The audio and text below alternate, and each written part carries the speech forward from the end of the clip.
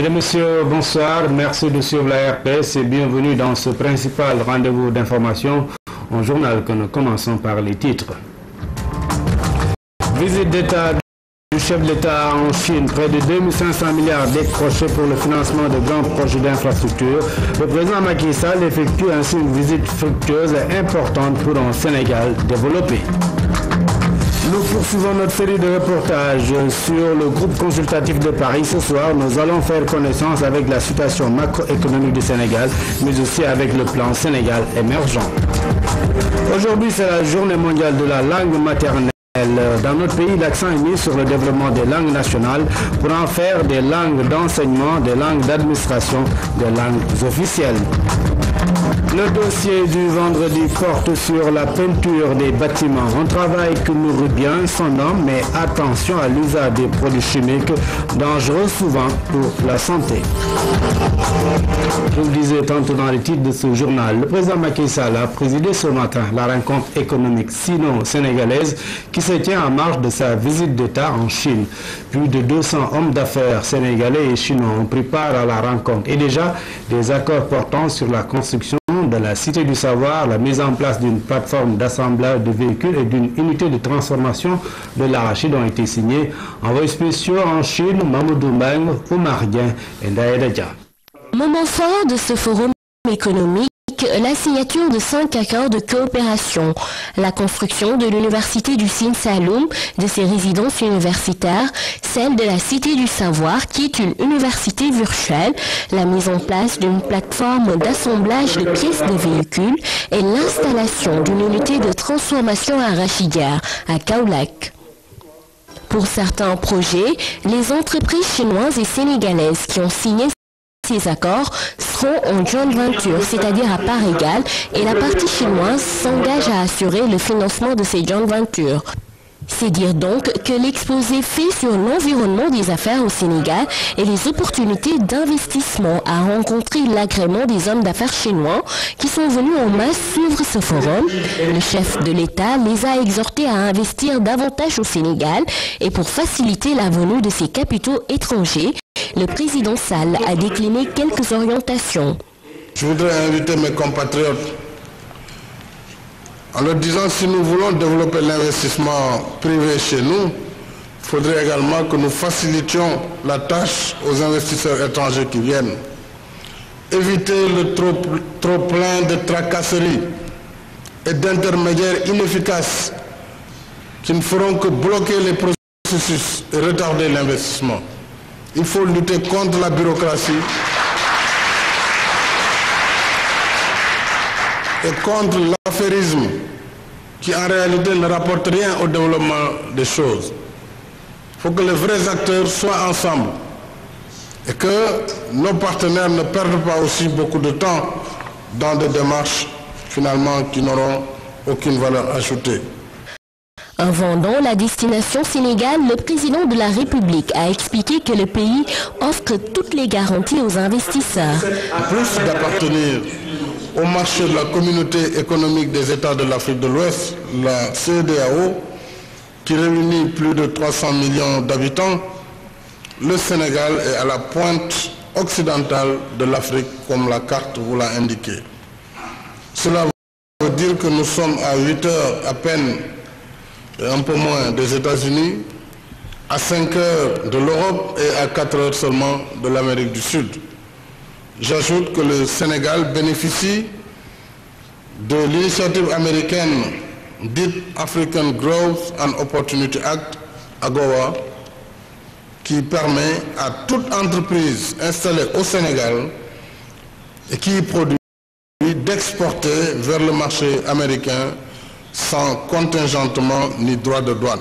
Il a aussi indiqué que la Chine, avec ses 100 millions de touristes par an, a classé le Sénégal dans la liste des pays à visiter. Le chef de l'État s'est ensuite retiré pour rencontrer les ambassadeurs accrédités en Chine, mais les échanges entre hommes d'affaires sénégalais et chinois se sont poursuivis toute la journée. Nous restons en Chine pour signaler que le président de la République a reçu en audience dans sa résidence de Jiatoi hier le président directeur général de China Railways Corporation. La discussion a porté sur la réalisation d'un chemin de fer Dakar-Bamako. Ensuite, le chef d'État s'est entretenu avec le patron de Export-Import Bank pour la réalisation d'infrastructures au Sénégal. Retour dans notre pays pour signaler que le Premier ministre a reçu hier une délégation de l'Union des conseils économiques et sociaux et institutions similaires d'Afrique. Ces membres sont venus faire un compte rendu à Mme Aminata Touré des travaux de leur Assemblée générale qui se tient depuis mercredi à Dakar. Voici à sa sortie d'audience Mme Aminata Tall, présidente du Conseil économique, social et environnemental, au micro de Oumou Kalsoum Sall. Nous sommes venus également lui faire part donc de notre gratitude et de lui rendre compte rendu, bien entendu, à transmettre à son Excellence, Monsieur le Président de la République, absent du territoire national, sur l'enjeu et l'importance de nos travaux, sur les résultats que nous avons retenus, puisqu'il s'agit sur la mandature de 2 ans d'avoir une feuille de route que de manière consensuelle nous avons élaborée sur une thématique générale portant sur la protection sociale pour un développement inclusif en Afrique. Cela nous semble extrêmement important. Nous avons eu également à travailler en atelier sur le thème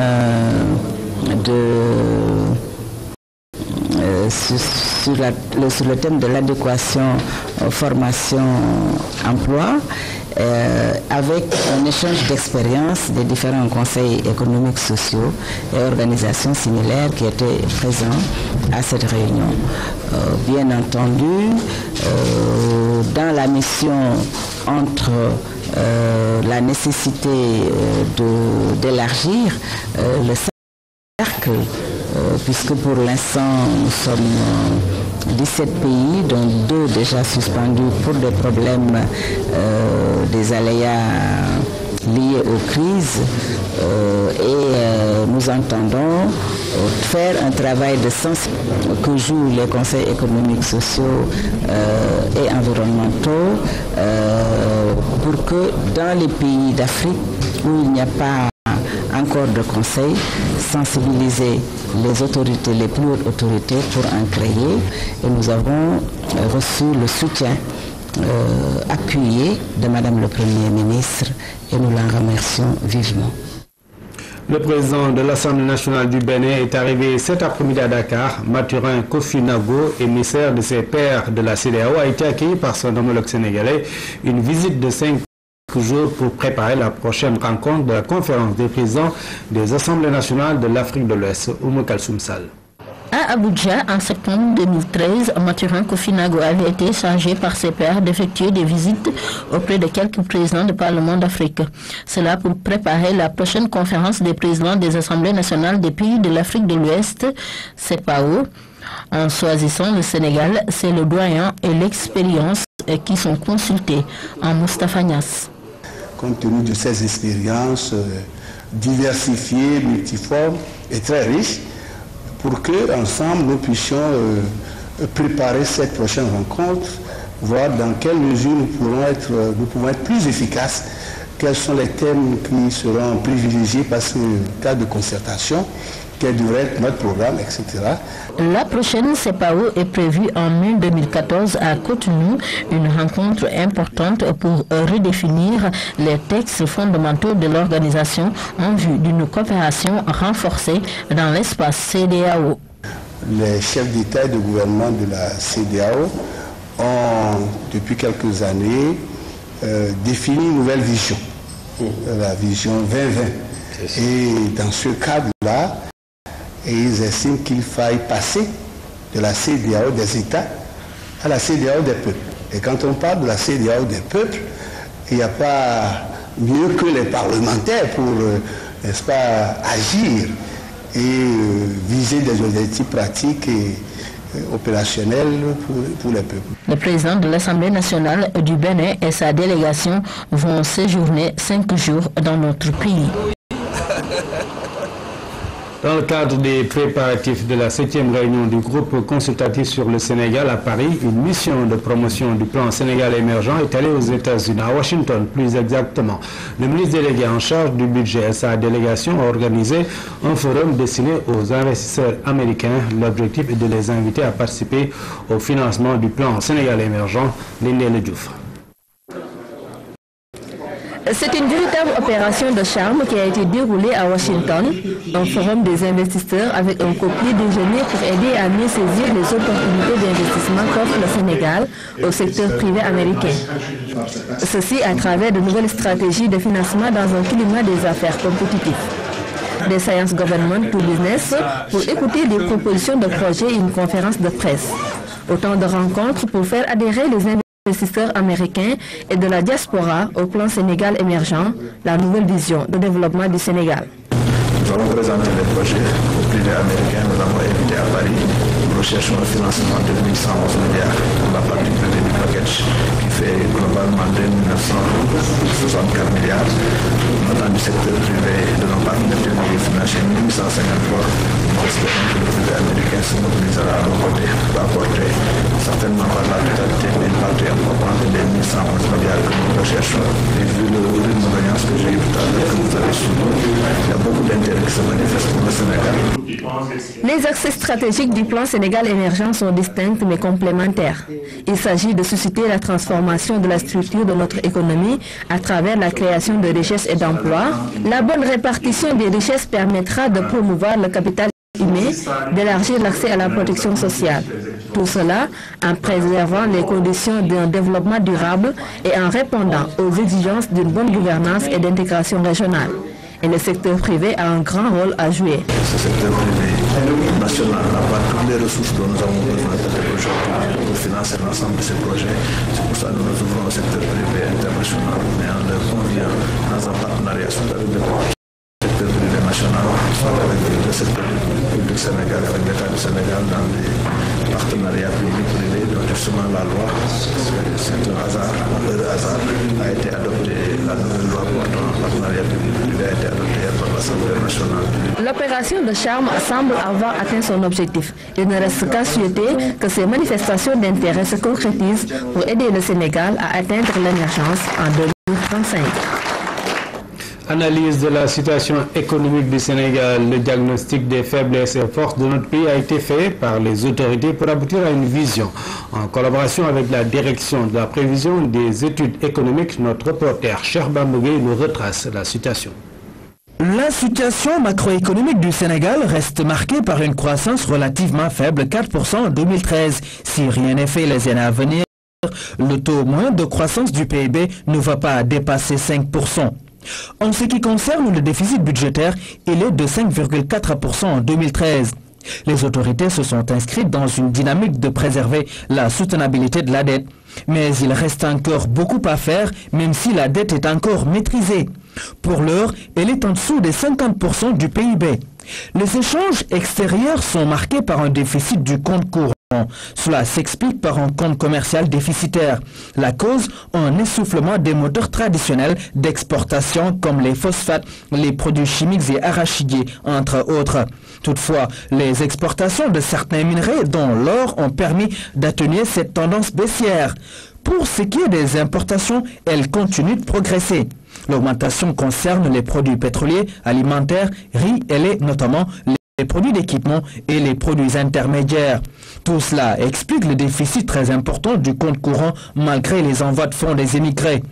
En dépit de cette situation, notre pays présente des avantages concurrentiels. Il s'agit de sa position géographique, de sa stabilité macroéconomique, du développement de son marché financier et surtout de sa stabilité politique.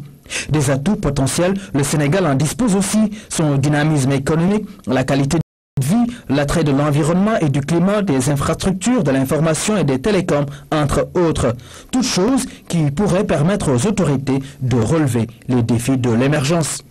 Le plan Sénégal émergent au cœur des débats du groupe consultatif de Paris les 24 et 25 février prochains. Le PSE qui vise un taux de croissance de 7% sur une période de 10 ans est le cheval de bataille des nouvelles autorités pour sortir le Sénégal du sous-développement. Voici les grands actes du plan Sénégal émergent avec Alun Balrekan. Le plan Sénégal émergent, c'est la feuille de route de l'État du Sénégal. Un plan ambitieux. Le Sénégal veut en finir avec les taux de croissance faibles, un impératif pour prétendre à l'émergence économique. Avec le PSE, les objectifs sont clairement définis. En termes d'emploi, aujourd'hui nous avons 250 000 emplois formels. Le plan vise à ramener cela dans un horizon décennal à 600 000 emplois minimum. Le PIB par tête est de l'ordre de $1000 aujourd'hui et l'ambition c'est de porter ce PIB par tête à hauteur de $1500 dans les 5 années à venir. Nous avons un secteur informel qui est très important au Sénégal, qui pèse près de 50% du PIB, mais aussi qui génère près de 95% des emplois. Et ça, donc quand vous avez un secteur pareil, vous ne pouvez pas du tout le négliger. Il ne s'agit pas de décréter simplement sa modernisation, mais c'est surtout d'aller vers une modernisation graduelle en créant un accompagnement, en tout cas pour ce secteur. Une croissance soutenue de 7% sur une période de 10 ans. Un tel résultat pourrait permettre valablement aux décideurs de prendre en charge les aspirations des populations. Une fois qu'on aura ces retombées de la croissance, il faudra qu'on les utilise pour améliorer les infrastructures et l'accès aux services sociaux de base. Voilà, donc il y a un axe 2 qui est bâti sur le capital humain, la protection sociale et le développement durable. Et les retombées de la croissance nous permettront plus ou moins de faire le nécessaire à ce niveau-là. Le troisième axe du plan Sénégal émergent, c'est les questions de gouvernance, de sécurité, de paix. Parce que vous savez qu'on ne peut pas bâtir un développement dans un environnement non sécurisé. Les moteurs du plan Sénégal émergent sont ciblés. Priorité à l'agriculture, à l'agroalimentaire, à l'habitat, aux mines et au tourisme. La voie est tracée. Il s'agit de se retrousser les manches et de réussir une excellente plaidoirie à Paris devant le groupe consultatif les 24 et 25 février. Ce soutien acquis, il faudrait maintenant passer à la vitesse supérieure et appliquer une politique sobre et vertueuse, une volonté affichée par le chef de l'État. Demain, nous vous proposons d'autres axes de la préparation du Sénégal par rapport au groupe consultatif de Paris les 24 et 25 février prochains. Je vous le disais en titre de ce journal, le Sénégal a célébré aujourd'hui la Journée internationale de la langue maternelle. L'occasion a été saisie par les acteurs pour mesurer son importance dans la vie quotidienne. Des propositions seront faites à l'endroit du gouvernement pour son introduction dans les enseignements d'Amsila. À l'instar des autres pays, le Sénégal a célébré la Journée internationale de la langue maternelle. Pour cette année, l'accent est mis sur son impact dans notre développement socio-économique. La vulgarisation de la langue maternelle est aussi au cœur des problématiques. Si aujourd'hui, on débutait par exemple l'enseignement dans nos langues premières, je pense qu'on y gagnerait beaucoup. Non seulement ça va faciliter l'acquisition des apprentissages, mais aussi en un temps record, on pourra assimiler beaucoup de choses. Et ça nous permettra également, à mon avis, de mieux maîtriser la science. Au Sénégal, des efforts sont faits pour donner aux langues maternelles leur véritable place dans l'enseignement. Cependant, il reste insuffisant. Pour combler le gap, les acteurs du secteur proposent de nouvelles solutions. Il faudrait s'armer davantage de garanties pour pouvoir mieux le faire et bien le faire. Parce que les ressources humaines dont on a besoin sont là. Beaucoup de travaux aussi ont été faits. Il suffit tout simplement de les parfaire et de voir dans quelles conditions cela, avec l'appui bien sûr de l'État, pour qu'on puisse vraiment atteindre les objectifs. Cette célébration de la Journée internationale de la langue maternelle marque la 8e édition ici au Sénégal. Aujourd'hui, plus d'une vingtaine de langues locales sont alphabétisées grâce au gouvernement et ses partenaires. En ce 21 février, donc, vous célébrez la Journée internationale des langues maternelles. Thème retenu cette année, citoyenneté et langue maternelle. En attendant, nous nous arrêtons sur les langues nationales, sur les langues nationales et les langues africaines à l'étude des sciences. Le professeur Sakhitia mène depuis de longues années déjà un combat pour que nos langues maternelles obtiennent un statut de langue d'enseignement. Louis-Philippe Sagnan.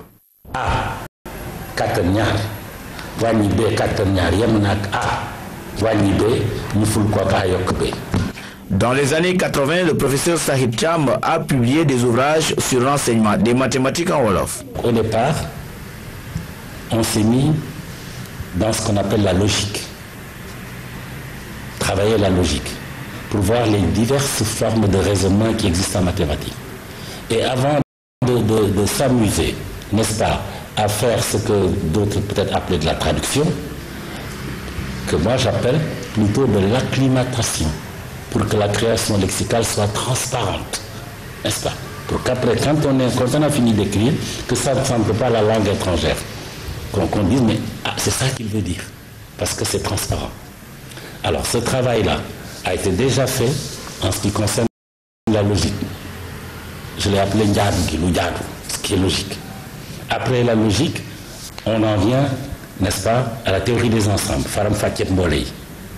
On apprend la théorie des ensembles. Tout ça, c'est pour mettre ça à un niveau universitaire. Jusqu'ici, le français, langue du colonisateur, demeure la langue officielle. Est-ce un blocage pour le développement? Non, disons pas blocage par rapport à l'évolution. Pourquoi? Parce que il faut quand même ne pas nier l'histoire. L'histoire fait que peut-être même la langue française, pour certains Sénégalais, c'est leur seul outil de communication. C'est peut-être leur seul outil de communication.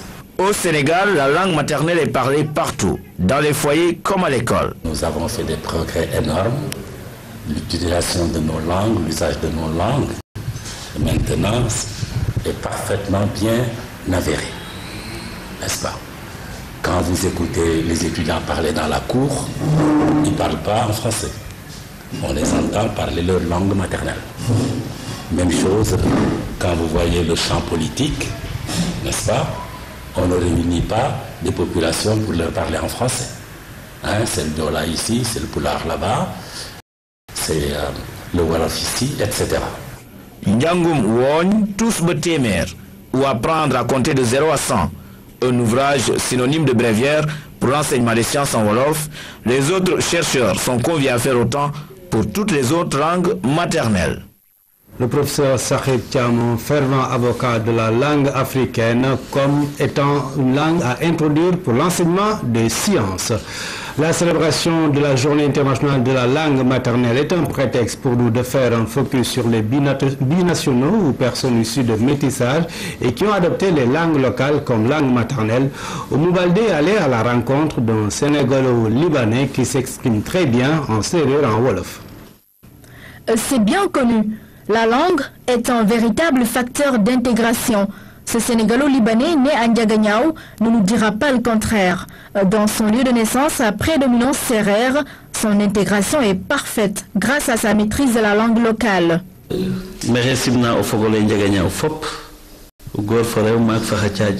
Cela veut dire que je salue tous les Ndiaganiaois. Je me défends très bien en sérère. Je peux faire un discours en sérère sans pour autant utiliser un mot français ni un mot wolof. Il maîtrise le sérère plus que toute autre langue. D'une certaine façon, on peut même considérer le sérère comme une de ses langues maternelles si l'on se réfère à la définition donnée à la locution. Elle désigne la première langue qu'un enfant apprend. Dans certains cas, lorsque l'enfant est éduqué par des parents ou personnes parlant plusieurs langues, il peut acquérir ces langues simultanément, chacune pouvant être considérée comme une langue maternelle. Mon père est métis, ma mère aussi est métisse, donc c'est-à-dire 50% libanais, 25% sérère, 25% tout du vrai mélange en quelque sorte. J'ai fréquenté l'école catholique, privée catholique, de Ndiaganiao, si vous voulez, là où il n'y a que des sérères. Ce métis est donc en situation de multilinguisme. Il considère qu'il a plusieurs langues maternelles, ce qui le rapproche d'autant de groupes ethnico-linguistiques et constitue en soi une grande richesse culturelle.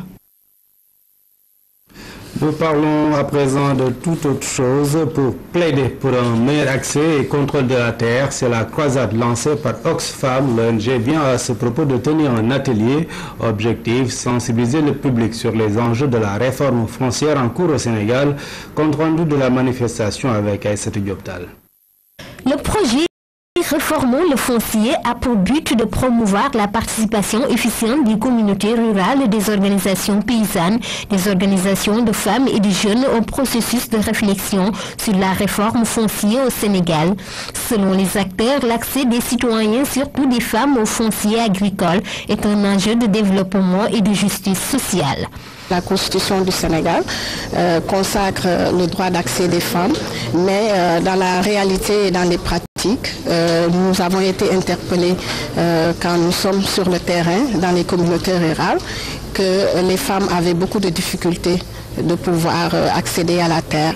Donc nous avons à travers le programme Genre et Gouvernance essayé de booster cette participation des femmes dans les instances de décision et surtout aller vers les élections locales pour permettre à ces femmes de participer dans les délibérations pour pouvoir également bénéficier de ces terres.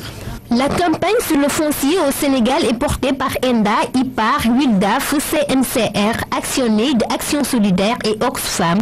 Ces organisateurs se veulent une mobilisation de la société civile autour de la réforme foncière afin que les populations les plus vulnérables puissent en bénéficier. C'est un focus qui nous intéresse. Pour nous, la terre, c'est un droit humain, c'est un droit qui doit être sécurisé, mais aussi surtout pour les femmes. Dans ce projet-là, nous réformons le foncier, nous voulons mettre en avant les acteurs. Le représentant du ministre de l'Agriculture a salué l'initiative à sa juste valeur. Selon lui, son département va accompagner le projet pour une bonne gouvernance. Le ministère de l'Agriculture et de l'Équipement rural compte poursuivre le processus qu'il a déjà engagé de réflexion, mais qui devrait nous permettre, ou en tout cas nous conduire vers une réforme foncière participative. Lors de cette rencontre, les femmes se sont exprimées à tour de rôle sur la question du foncier au Sénégal. À l'issue de cet atelier, les acteurs espèrent voir les autorités politiques, administratives et locales poser des actes concrets qui vont dans le sens de la sécurisation du foncier dans le pays.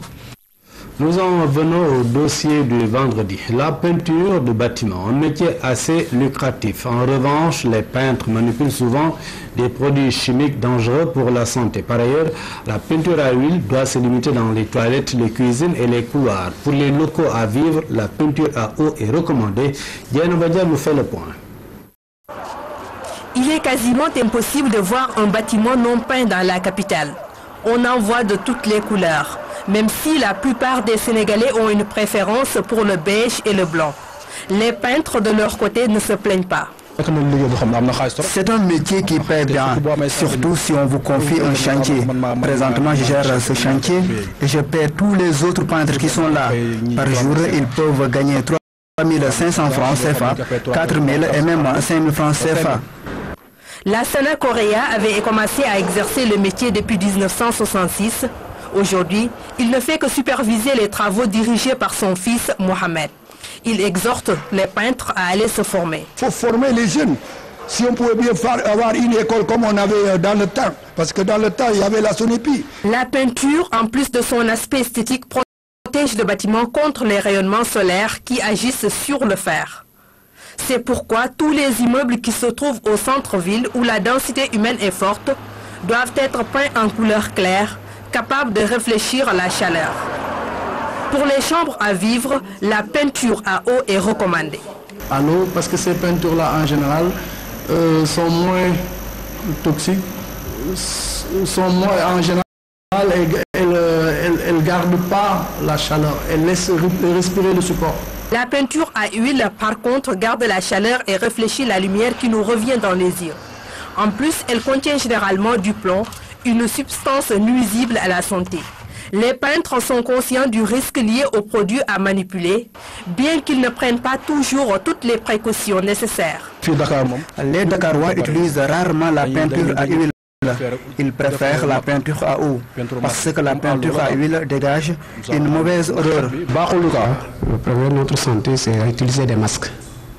Et quand tu descends aussi, tu es obligé de prendre beaucoup de lait. Tu bois du lait, puis ça pousse des bandes. Le problème est imputé aux diluants de contrefaçon qui inondent le marché. On voit des gens qui fabriquent leur diluant personnel. Et quand on arrive à la quincaillerie, on voit voilà le diluant, tu achètes Tu arrives, le durian sent comme... Tu ne peux plus savoir comment faire. La peinture est un mélange de substances chimiques souvent très dangereux. De ce fait, les peintres sont invités à prendre toutes les mesures de sécurité nécessaires pour préserver leur santé. En plus, ils doivent être soumis à un contrôle médical régulier. Attention donc à la peinture, nous suggère Diana Badia.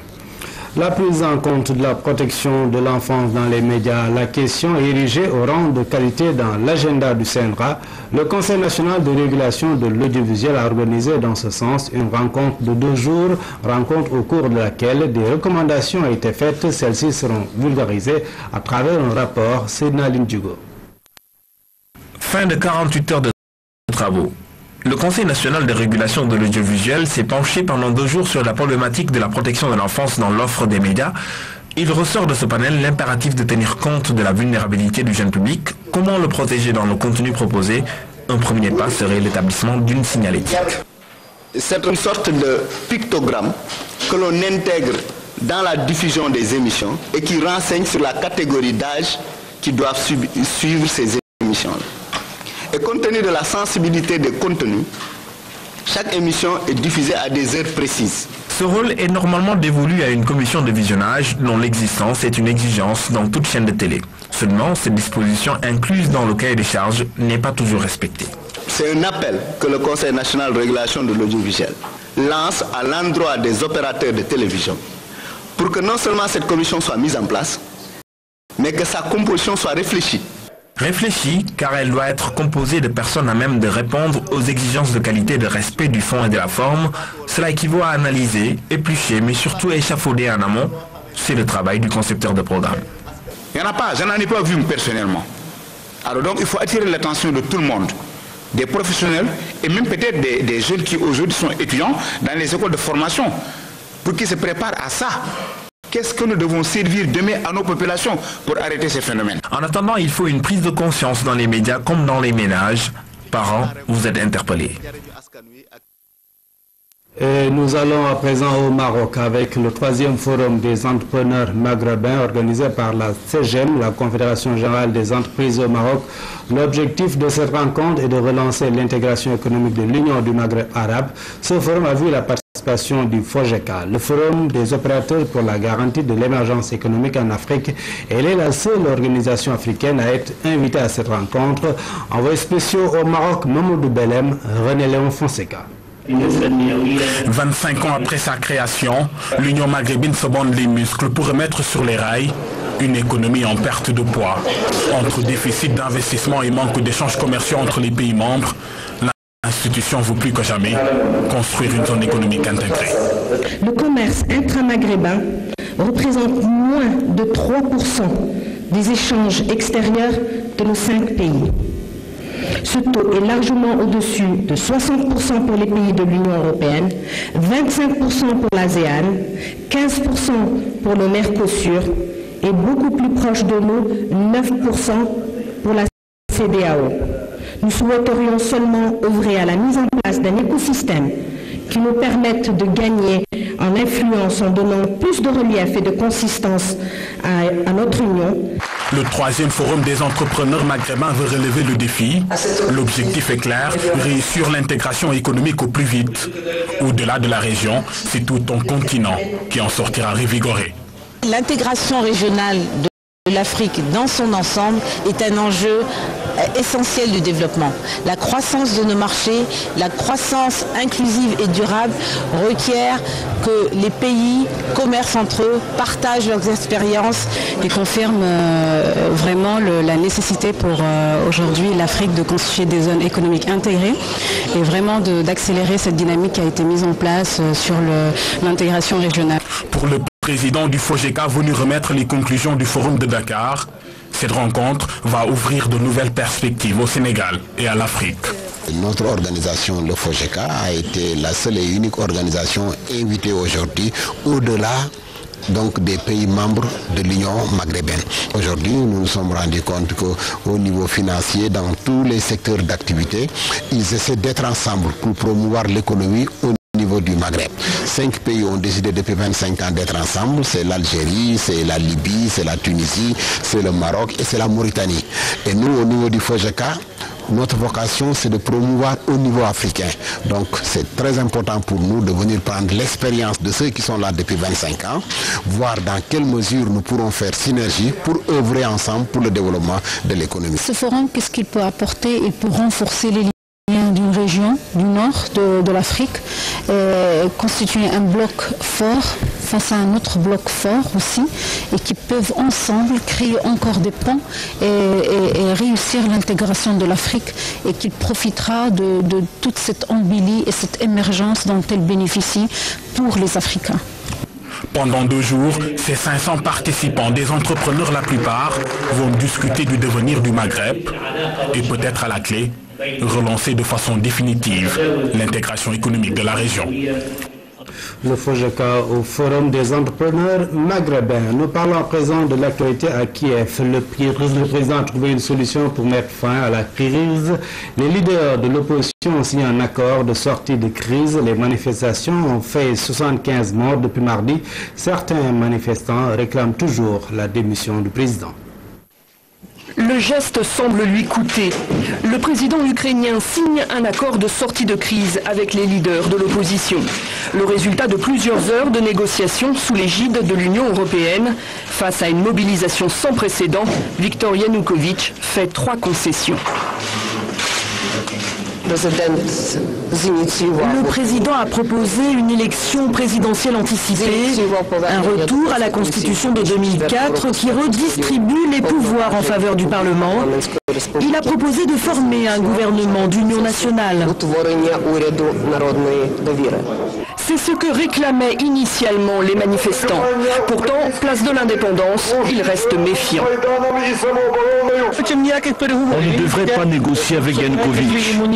Il agit comme ça pour se protéger. Il rentre dans tout un processus avec l'Europe, mais le peuple ne réclame qu'une chose, sa démission. Il a pratiquement déclaré la guerre à l'Ukraine. Ils ne respecteront aucun accord. C'est pour ça que je ne leur ferai pas confiance et qu'il faudra continuer à lutter, maintenir la pression chaque jour pour qu'on respecte l'accord. Depuis 2 jours, Viktor Yanukovych sentait le vent tourner. 75 morts au moins depuis mardi. Des images de guerre civile. Trop pour le numéro 2 des armées qui a démissionné. Le maire de Kiev avait pour sa part quitté le parti au pouvoir. Même les personnalités politiques ont perdu leur contrôle. Vendredi, le Parlement s'était enflammé à son tour. La nouvelle d'un accord suffira-t-elle à apaiser les esprits? Les leaders de l'opposition ont reconnu cette semaine qu'ils ne parvenaient plus à maîtriser certains groupes de la place de l'Indépendance. 11e championnat d'Afrique de tir, première médaille du Sénégal à ces joutes continentales. Et là, en bronze a été remporté par équipe derrière l'Égypte et la Tunisie. Cependant, Marème Fall a perdu sa finale en individuel. Voici sa réaction et celle de Sinagnan sur la première médaille du Sénégal à ces championnats d'Afrique de tir. Elles sont au micro de Yap Molo. C'est une très bonne expérience pour toute l'équipe sénégalaise, surtout pour les femmes. Donc nous sommes fiers aujourd'hui de porter les couleurs du Sénégal et puis de faire la fierté du Sénégal. L'aventure va continuer? Oui, bien sûr. Et on va s'améliorer en performance et en total. Très émotive, certainement. Alors, Sina, je pense que cette place n'a pas été usurpée. Non, je pense qu'on a travaillé pour, elle est bien méritée. L'objectif, déjà c'était bien de participer parce que c'est quand même une première pour nous. Donc d'arriver en finale et avec les résultats qu'on a fait, je pense que c'est déjà très bien. Et même en finale, on s'est bien défendu parce que la pression est énorme. Et on a eu à compétir avec des personnes qui sont là depuis plusieurs années et qui ont fait les JO et tout. Donc c'est déjà une fierté de faire une finale avec ces gens-là. Et voilà, on va continuer avec le 25 mètres. L'envie est là? Bien sûr, elle est toujours là. Nos vœux de succès accompagnent l'équipe du Sénégal en Égypte. Un peu de reggae dans ce journal. Gentleman a fait bouger le public du centre culturel d'Outasek à l'occasion du concert organisé par Africulture Urbaine en collaboration avec Goethe Institut. Pour la 20e fois, l'Institut allemand a invité un artiste d'origine allemande pour se produire sur la scène sénégalaise, une activité culturelle qui vise à raffermir les liens culturels entre le Sénégal et l'Allemagne. Code 7. Côte à côte, Sénégalais et Allemands ont dansé sous les mélodies rythmées de l'artiste international de reggae.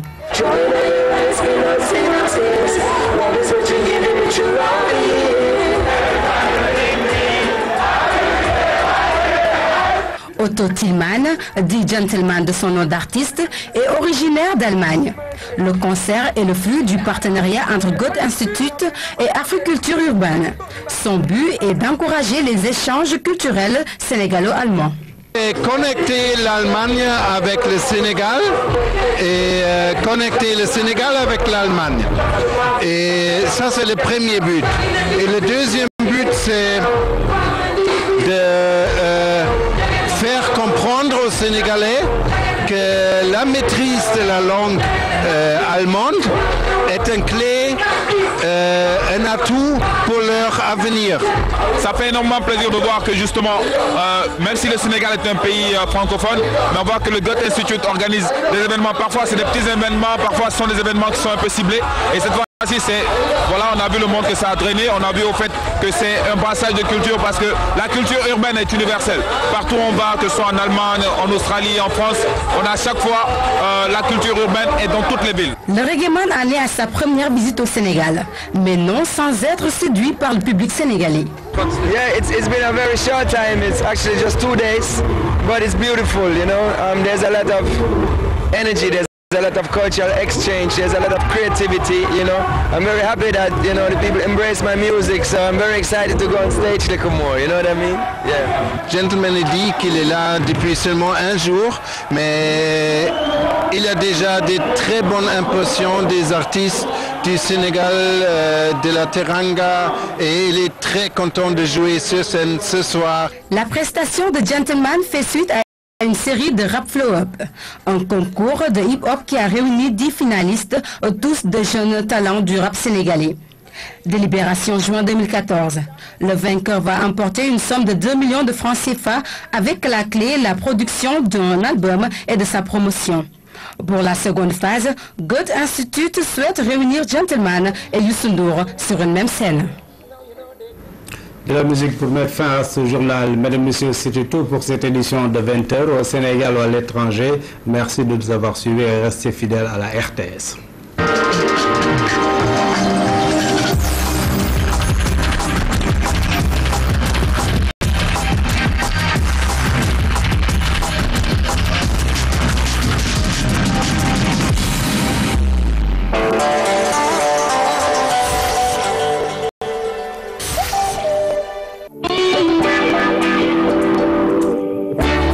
Avec les Folies d'Orange, vivez des émotions intenses.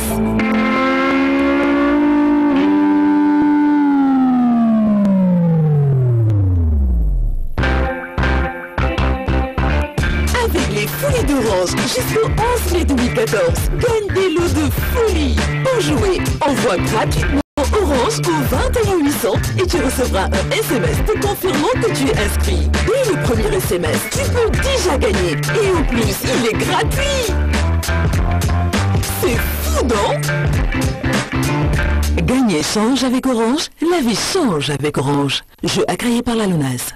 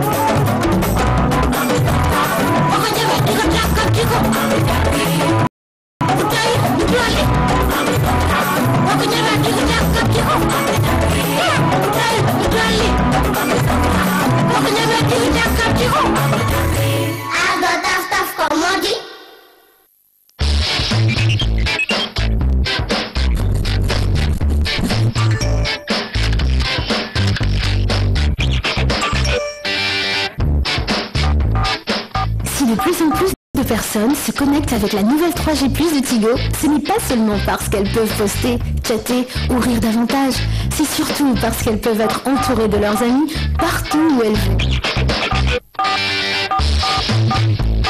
Une place s'il vous plaît. Rejoignez dès maintenant Tigo et profitez de 30 jours d'internet gratuit. Essayez Tigo 3G+ et restez entouré de vos amis. Souriez, vous avez Tigo. 2014 BMW série 6 dong la gëj leen gaaw benn BMW série 6 yónnee leen gaaw par SMS BMW ci 26 666 chaque jour ngeen gagné ay enveloppe bu 25 000 francs ay enveloppe bu 50 000 francs ay enveloppe bu 100 000 francs ki ëppale lu mu joué ci semaine bi gagné chaque semaine 500 000 francs ak yeneen i loo yu dul jeex yónnee leen gaaw BMW ci 26 666 pour ñu ànd ci ak Carrefour Automobile représentant BMW NCA Assurance Vivo Énergie Sénégal Shell Banque Régionale des Marchés yónnee leen gaaw BMW ci 26 666 chaque semaine ngeen gagné ay loo tirage bi ci kanamu huissier pour Lonase ànd na ci.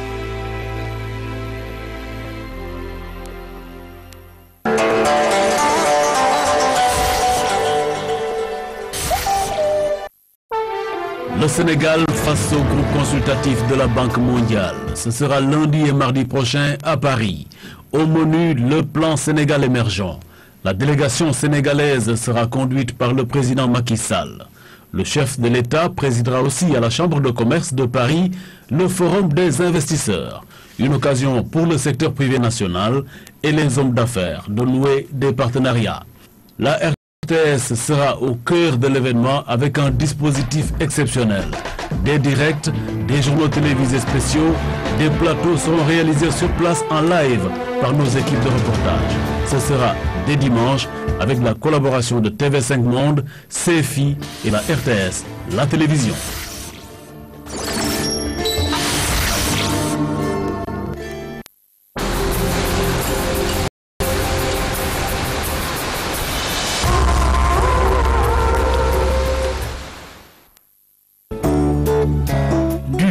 Février au 2 mars 2014, le Sénégal sera fortement représenté au Salon international de l'agriculture de Paris. Producteurs, acteurs de l'agroalimentaire, banques et structures d'encadrement vont présenter les potentialités de notre pays en matière d'agriculture, d'élevage et de pêche. Échange d'expériences, de savoir-faire et partenariats avec les professionnels de l'Hexagone et du monde entier font partie des opportunités qu'offre le SIA de Paris. Cette année encore, la participation du Sénégal a été confiée au secteur privé à travers l'Union nationale des chambres de commerce, d'industrie et d'agriculture du Sénégal. Cette année, la délégation du Sénégal sera